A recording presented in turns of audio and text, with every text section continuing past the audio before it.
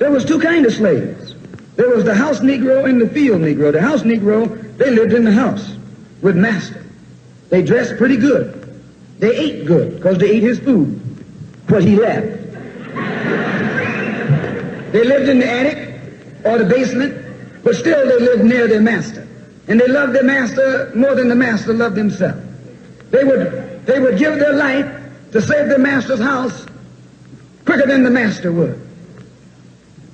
The house Negro, if the master said, we got a good house here, the house Negro said, yeah, we got a good house here. Whenever the master said we, he said we. That's how you can tell a house Negro.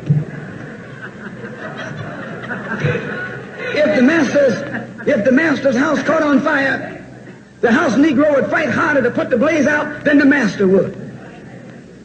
If the master got sick, the house Negro would say, what's the matter, boss? We sick. We sick.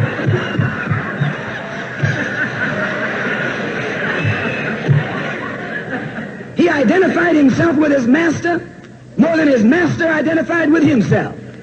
And if you came to the house Negro and said, let's run away, let's escape, let's separate, that house Negro would look at you and say, man, you crazy. What you mean separate? Where is there a better house than this? Where can I wear better clothes than this? Where can I eat better food than this? That was that house Negro. In those days, he was called a house nigger. And that's what we call him today because we still got some house niggers running around here.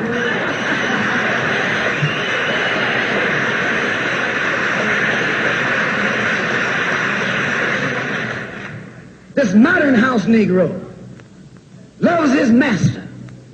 He wants to live near him.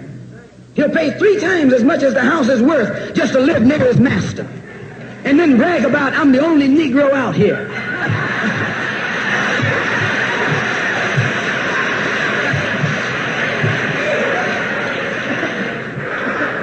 I'm the only one on my job.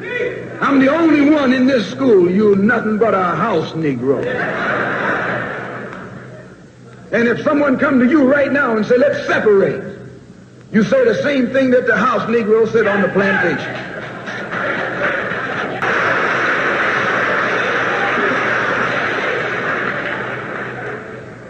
On that same plantation, there was the field Negro. The field Negro, those were the masses. There was always more Negroes in the field than there was Negroes in the house. The Negro in the field caught hell. He ate leftovers. In the house, they ate high up on the hog. The Negro in the field didn't get nothing but what was left of the insides of the hog. They call them chitlins nowadays. In those days, they call them what they were, guts. That's what you were, a gut eater. And some of you all still gut eaters.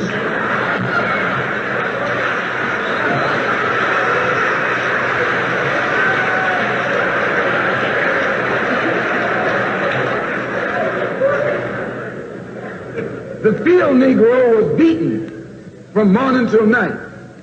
He lived in a shack, in a hut. He wore cast-off clothes. And he hated his master.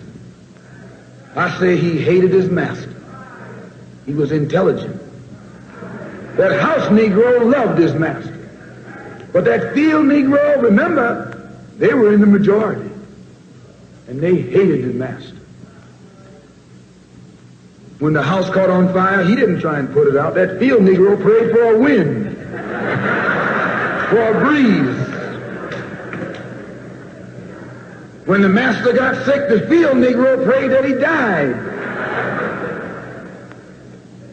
If someone come to the field Negro and said, let's separate, let's run, he didn't say, where are we going? He said, any place is better than here.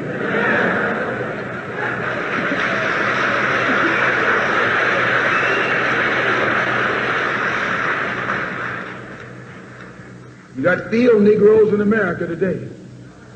I'm a field Negro. The masses are the field Negroes.